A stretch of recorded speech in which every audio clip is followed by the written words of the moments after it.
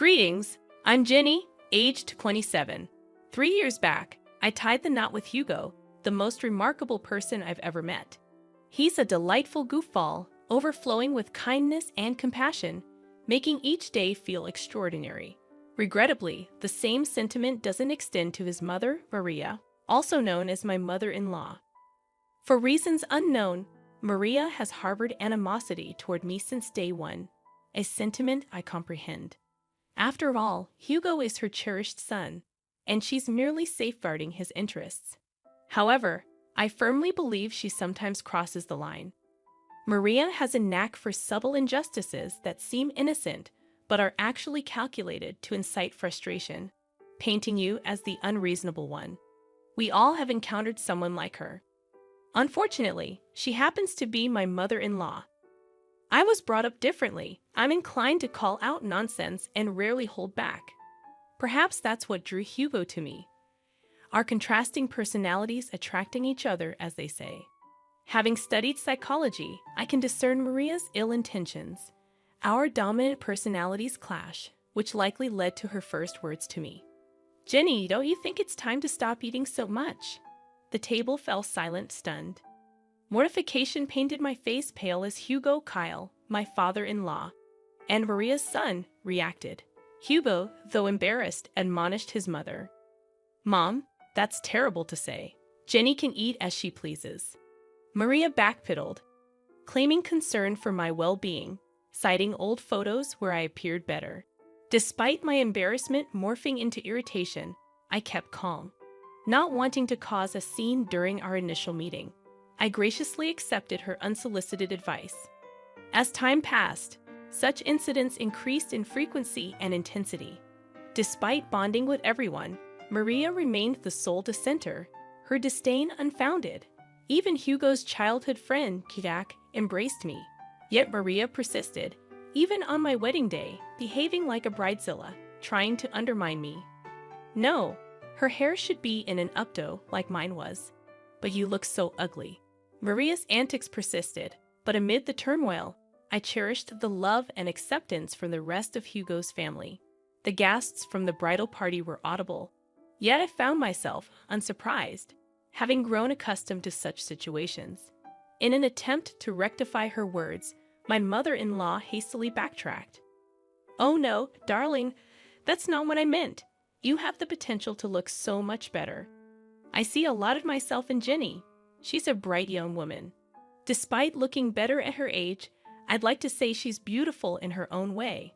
While my father-in-law managed to quell her ruthless antics on that day, the lingering pain and bitterness persisted. It went against my nature to remain silent and passive. My vibrant energy was diminishing, drained by this woman who seemed determined to undermine me. Fast forward 3 years to the current events of our story. We gathered at Hugo's childhood home, his parents' residence, for dinner on a Sunday night. My mother-in-law had graciously invited us, including Jack, indicating something significant was afoot. I had my suspicions, which were later confirmed, making the dinner plan seem more calculated. As the evening unfolded, my mother-in-law seized everyone's attention, announcing an important revelation. Armed with a paper, she began reading. "Attention, everyone. I have an announcement. Since my birthday is approaching, I want to share my plans. We're going to Hawaii." The paper confirmed the trip, met with excitement from everyone at the table. "That sounds fantastic." "What? Amazing news, Jenny. I've always wanted to go to Hawaii. This is great news. I'm so excited. Thanks so much, Ma." "Actually, you're not coming." "Honey, what do you mean? This wasn't part of the plan." I made some last-minute changes and canceled her ticket before incurring extra charges. So, my ticket was already purchased, and she just canceled it. Why does she hate me so much? "Mom, what are you talking about?" In the ensuing chaos, Jack and I remained silent. Harsh words flew back and forth until Maria finally offered an explanation. Okay, fine. I'll tell you why I thought Jenny shouldn't join the family event. As I'm getting older, I want to spend my remaining years with those I care about most. Unfortunately, Jenny doesn't belong on that list. "Mom, really?" What's wrong with you? Nothing's wrong with me. I'm just saying Jenny can't be considered family since she's not related by blood. By that logic, Jack shouldn't go either, right? He's not technically family, as you're stating. But we all know that's preposterous. He is part of the family. Since Hugo and Jenny got married, she's family too.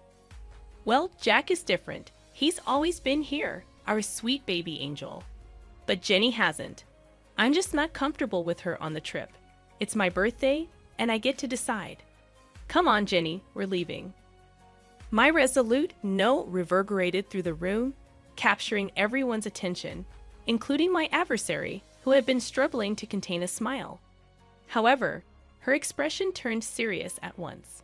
Maria, it's been evident from the start that you harbor disdain toward me. For 3 years, I've endured your unbearable behavior. Do you think we're blind to your actions? Do you believe we don't see your narcissism?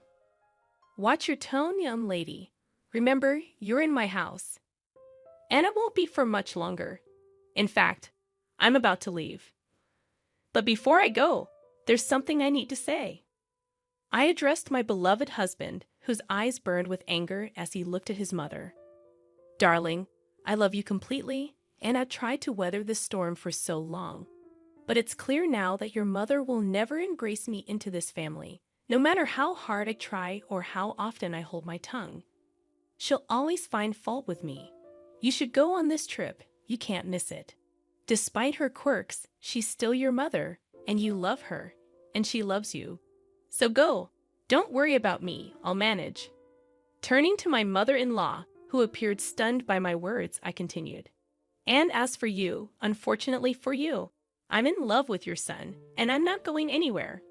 You might think you can push me out, but I'm here to stay. Even in Hawaii, you'll be thinking of me because, let's be honest, I think you're fixated on me. How dare you? I ought to slap you right now. I'm not done. You're fixated on me, obsessed with tearing me down, and I can't fathom why when all I've done is extend kindness and patience, even when you didn't deserve it. But enough is enough. If you don't want me in Hawaii or consider me part of the family, fine. But I will always be here. As long as I breathe, I'll be here for Hugo, Kyle, and even Jack, but never for you. In that moment, I realized I had finally silenced her.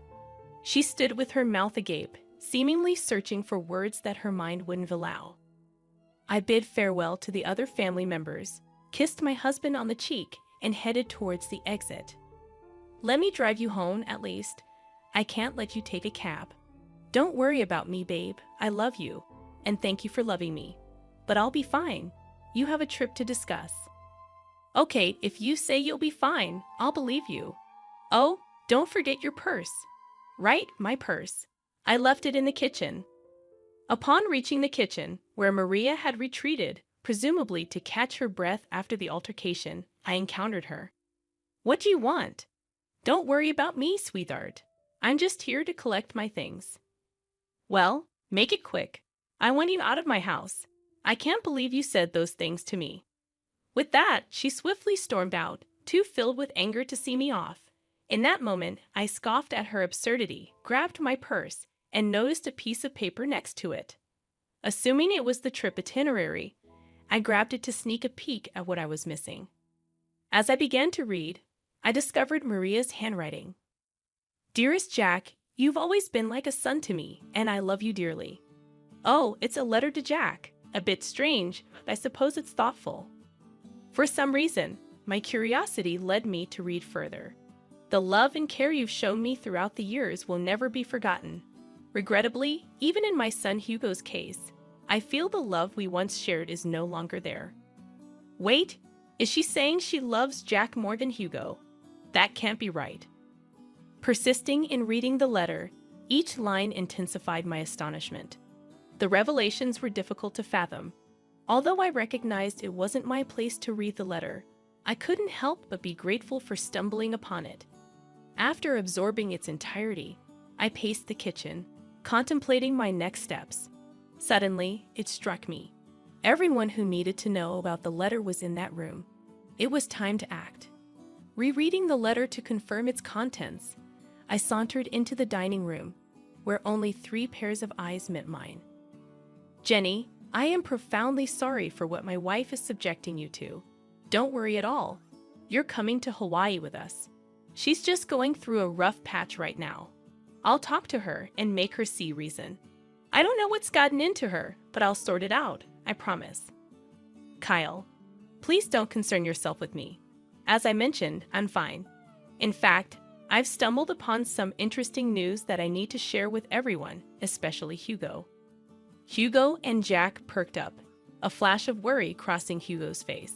Perhaps he feared I was overwhelmed and considering a divorce. Whenever I complained about his mother, he'd empathize, marveling at how I endured her antics.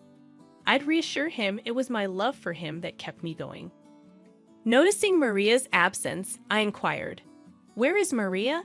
She needs to be here for this too." I mentioned earlier, she's a bit under the weather after your confrontation. Mentioned a headache and opted for a nap upstairs. She won't be down for a while. You know how she is about her beauty sleep. Familiar with Maria's peculiar habits that often inconvenienced others, I sighed in frustration. This is crucial. She has to be here. It's okay, Jenny. You can share with us, and we'll fill her in when she wakes up. Contemplating the information I possessed, I hesitated. I wanted to witness her embarrassment. I think you should go ahead and tell us, sweetie. It's okay, and you know Hugo struggles with anxiety. It wouldn't be good to keep him waiting. True, Hugo's anxiety could escalate quickly, and I observed him beginning to fidget in anticipation. All right, I'll share with you what I found. While I was in the kitchen, gathering my purse and preparing to leave, I stumbled upon something intriguing that I believe you all need to know about. Retrieving the paper I found, I began to read aloud. It reads, "Dearest Jack, you know that you have always been like a son to me, and you know that I love you dearly. And the love and care you have shown for me throughout the years will never be forgotten. I hate to admit it, but even when it comes to my son Hugo, I feel as though the love we once shared is no longer there. Hugo and I just don't see eye to eye like we used to, and honestly, I think it's because of Jenny. Ever since he married that girl, he no longer has time for me. He doesn't love me, and therefore, I don't think I love him. I love you, and you are my son. With that being said, I want to let you know that I am going to update my will so that you inherit all of my belongings and not Hugo. I know it might hurt him, but honestly, at this point, I don't care. It's that wretched Jenny girl. She's the one who has poisoned my love for him. I hope you receive this letter well.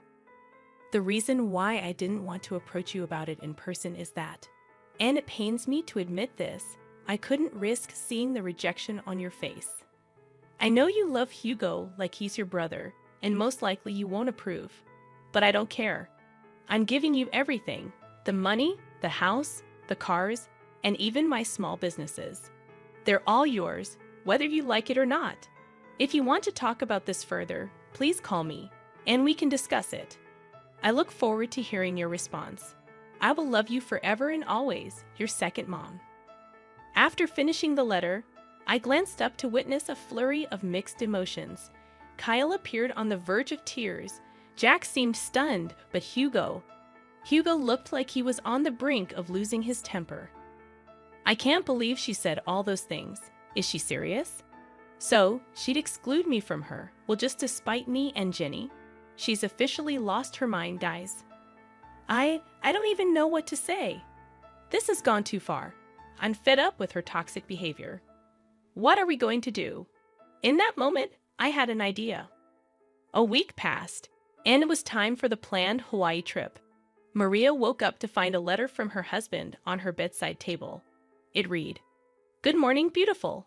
We decided to let you catch up on your beauty sleep. Don't worry, your bags are packed. Just meet us at the airport." Maria hurriedly got ready and rushed to the airport, searching frantically for her travel companions.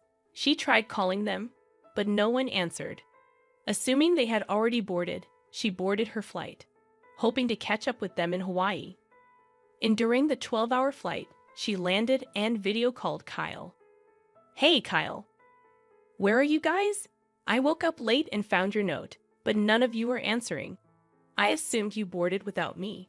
Where are you? Let's start the festivities. That won't be happening, Maria. What do you mean? Where are you? I'm at home. What? Why are you at home?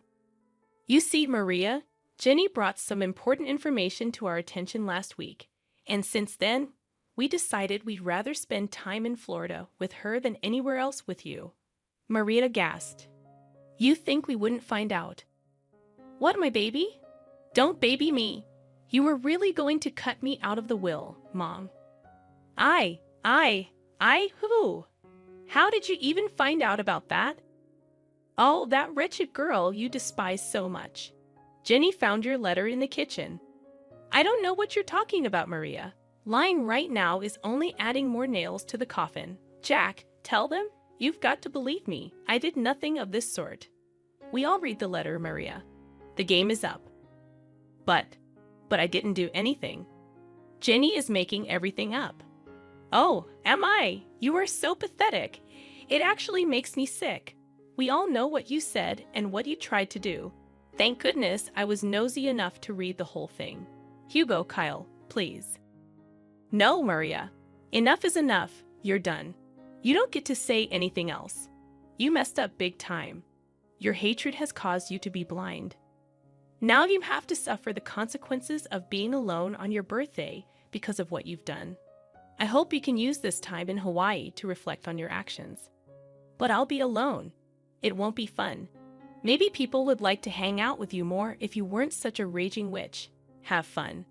And with that, Kyle hung up the phone. We all let out a sigh of relief.